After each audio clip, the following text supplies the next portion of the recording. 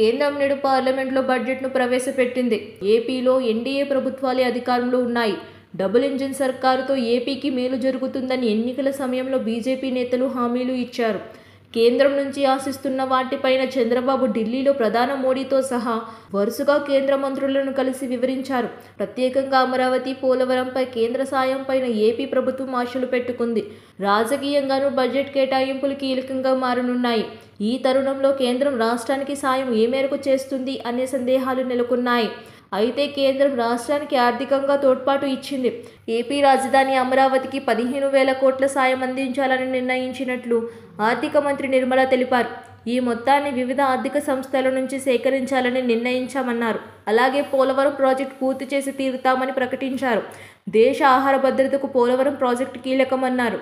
అలాగే రాష్ట్రానికి, రైతులకు జీవనాడి అన్నారు. అటు రాష్ట్రంలో వెనుకబడిన ప్రాంతాలపై కూడా ఫోకస్ పెట్టినట్లు నిర్మల తెలిపారు. ఇందులో భాగంగా రాయలసీమ, ఉత్తరాంధ్రతో పాటు ప్రకాశం జిల్లాపై దృష్టి సారిస్తామన్నారు. వీటితో పాటు రాష్ట్రంలో పారిశ్రామిక కారిడార్ల అభివృద్ధికి కూడా సాయం చేస్తామని ఆర్థిక మంత్రి నిర్మలా సీతారామన్ తెలిపారు. ఇందులో విశాఖ, చెన్నై, ఓర్వకల్లు, బెంగళూరు కారిడార్కు ప్రోత్సాహం అందిస్తామన్నారు. రాష్ట్రంలో నీళ్లు, విద్యుత్, రోడ్ల అభివృద్ధికి సాయం అందిస్తామన్నారు. మరోవైపు ఏపీ సహా తూర్పు ప్రాంతాల అభివృద్ధి చేపడతామని నిర్మలా బడ్జెట్లో తెలిపారు.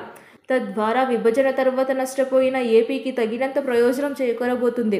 ఆంధ్రప్రదేశ్ను వెనుకబడిన జార్ఖండ్తో సమానంగా ప్రత్యేక సదుపాయాలు కల్పిస్తామని నిర్మలా సీతారామన్ హామీ ఇచ్చారు.